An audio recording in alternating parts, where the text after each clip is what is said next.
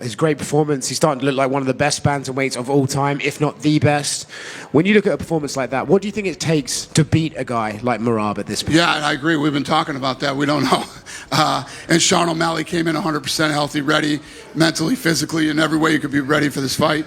And Merab finished. Yeah. Do you think it's just a case of now that Merab can just keep racking up these wins, add to his legacy to just cement the fact that he's the best ever, or would you call him the best bantamweight of all time already?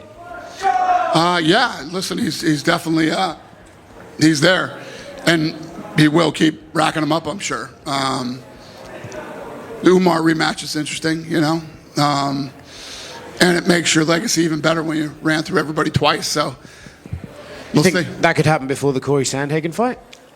Or do you think? No, okay. I'm just saying. Yeah. Obviously, Kayla Harrison won, become the new champion, and I think sometimes people criticize women's MMA, but when her and Amanda faced off, it felt like a really big fight.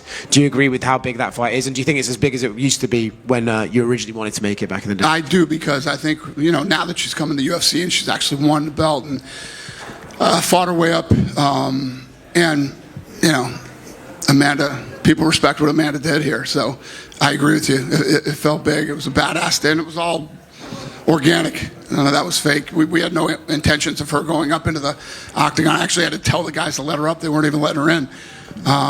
So, yes. Okay. Look, I want to ask you about something else outside of tonight. It's a conversation we've had many times now, the Tom Aspinall, Jon Jones fight.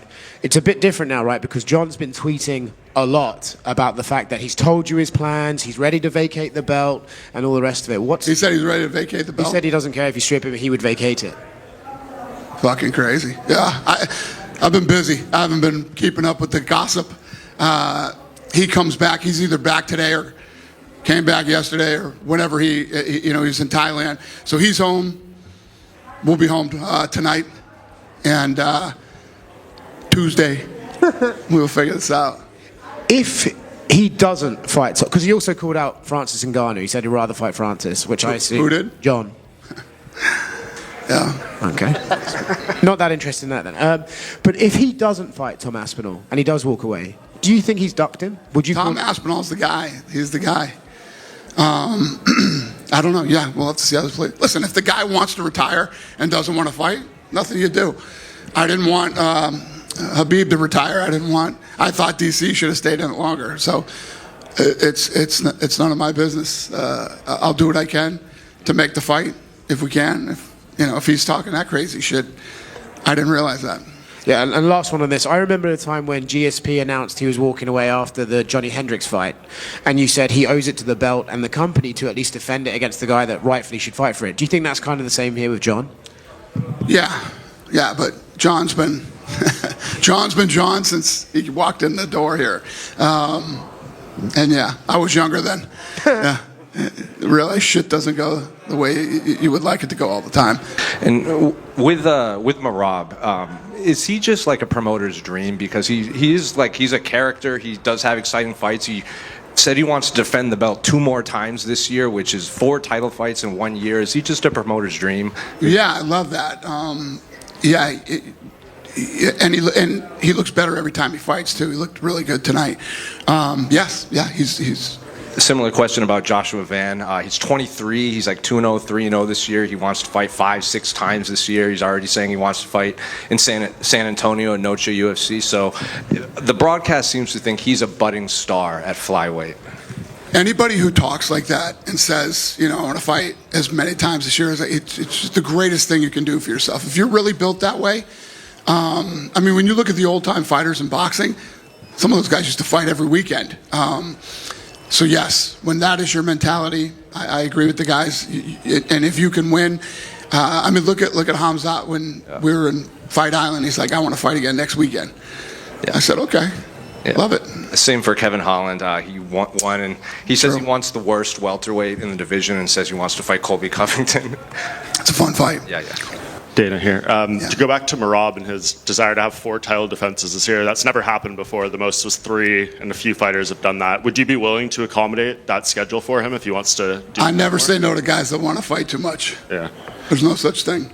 Yeah. And just Kayla, like obviously Olympic gold medalist, 2-time now UFC champion, 2-time PFL champion. Where would you rate her, I guess, amongst like the greatest combat sports athletes overall resume?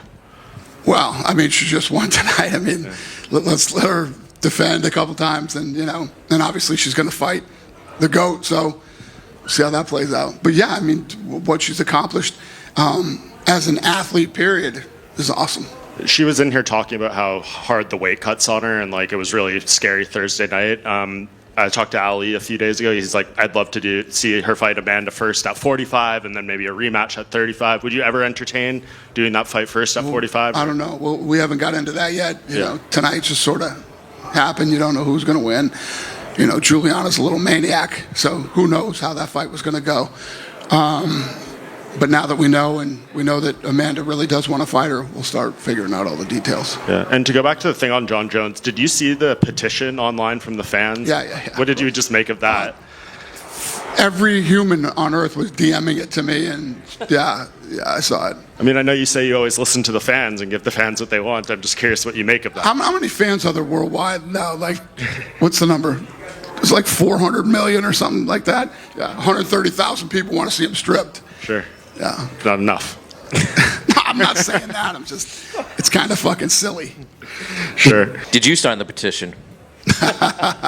No, I did not. Obviously, you know, this Jon Jones thing is what a lot of people are talking about. I wonder, is there anything that PFL or Francis could do to make that a realistic option for you guys, or are you fully focused on Aspinall?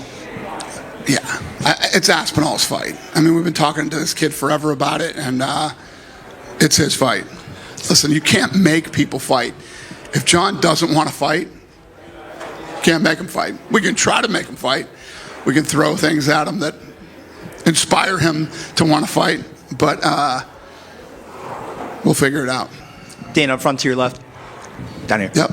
So when Amanda, was announced as joining your UFC Hall of Fame a couple of months back, and then within an hour she's saying she wants to return to the cage. Did you guys know that going in when you were planning to give her an arm? Yeah, she had been talking for a long time. I think that if Kayla made it to become a UFC world champion, that she would be interested in fighting her. So, but you never know. We're talking about Jon Jones now for the last however many months. So she showed up here tonight. She wanted to get up in the octagon. We let her. They faced off, and here we go. And I spoke with Amanda earlier this week. She was saying kind of her timeline ideally would be returning by the end of the year. Does that line up with something the UFC would like to get done? Well, like I say all the time, this just ended. We'll get back to the office and figure out what works for everybody. And yeah, I wouldn't imagine it's something that she's been off, and I don't know if she's been training. I don't know what she's been doing. Do you know she's in the testing pool? Is she in the pool? No, she's not in the pool either. So, one question about Sean too. Obviously, 2 back-to-back losses to the same champion, a dominant champion here, puts him in kind of a weird place career-wise because it's almost like that Max Holloway thing, lose twice to Volkanovski in back-to-back succession. What do you kind of see for him going forward? Well, I mean, O'Malley's got to go home, take some time off, spend some time with his family, do all this stuff, and then let us know what he's thinking. I have no idea where his head's at or where his head's going to be in a month. So this is one of those things, you let this kid go home and enjoy his life for a little while and clear his head and figure out what he wants, and then come back and tell us, and we'll figure it out. In theory, 45 could be an option. Is that something you'd be up for, or just... Would I be up for what? Seeing him go to 45. Oh, I don't know. That's up to him. Thank you. Dana, right back here. It was kind of crazy how much interest Jon showed in the Francis Ngannou fight. Like, there was some tweets going back and forth. What would happen if he came to you and says, like, I'll fight, but I won't fight Aspinall, I would fight Ngannou? Would you even be interested in that or no?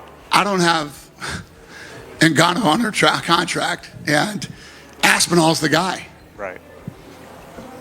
If you were put in the position, would you maybe try to get Ngannou back under contract or no? Probably not. Yeah. Hey Dana, over here. Mm-hmm. Is a Pantoja Merab super fight something you're open to in the future? Never even thought about it till you just said it. I'm open to anything that makes sense and that people want to see. Is Kayla Amanda bigger than Amanda Cyborg was back then? Oh, definitely. Yeah, definitely. The sport's bigger, yeah. Yeah, one more thing on just Jon. I know you said you can't make him fight Tom, and it's ultimately up to him. I know you've basically been on every wave in this sport. In your heart, do you believe that this is just the process, or is it ultimately you'll get him to fight in your mind? It's definitely the process with Jon Jones. Been going through this since the day he started here, and it's definitely the process. Do you believe Him it and ultimately Anderson will happen, Silva, though? him and Anderson Silva, every time, throughout the history of being in business with those guys, when it comes time to get them fight, it's like dealing with artists. It's interesting. What's your gut? Like, in your gut right now, does it tell you that fight will end up happening? What's that? Like, in your gut, do you think that fight will ultimately end up happening? Yeah, I mean, I've been saying it since the beginning, and Jon Jones agreed to do the fight. So Jon Jones was offered the deal and accepted the deal. Sean O'Malley said that he didn't see a trilogy coming again with Chito Vera, but after his result tonight, would you say is it possible to see this fight coming maybe in the future? Chito Vera and who? And Sean O'Malley. Again, anything is possible. Because they are one-on-one, right?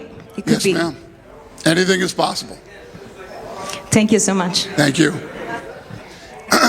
So, Dan, just to clarify there, you said Jon has agreed to fight with Tom. To clarify, you said that Jon agreed to fight Tom, yes? Jon agreed to fight Tom? Is that what you just said there? Before, like on the last answer, you said, Jon agreed to fight Tom, yes. so but he hasn't signed a contract or anything. Right. Yeah. So that's I mean, you guys have heard me for the last however long. I said, I guarantee you this fight's going to happen. This fight's going to happen. Fight's going to happen. You guys told me the crazy shit that was going on Instagram and all these other places. But yes, I've been saying Jon is going to fight Tom. So there were some rumors out there that you guys had offered him his fuck you money and he turned it down. Unless you hear it come from here or we put out a press release, don't believe any of this bullshit. It's like the Turkey stuff, you know what I mean? And everybody's saying, I know Turkey said some stuff, but unless we come out and say something, it's all bullshit. I just don't get sucked into that stuff anymore. I don't even care. I don't even listen to it. And most of the time, the shit that I hear that happens, I hear from you guys when I come to things like this. Otherwise, I don't care and I don't pay attention to any of that stuff. But yes, Jon agreed to fight Tom.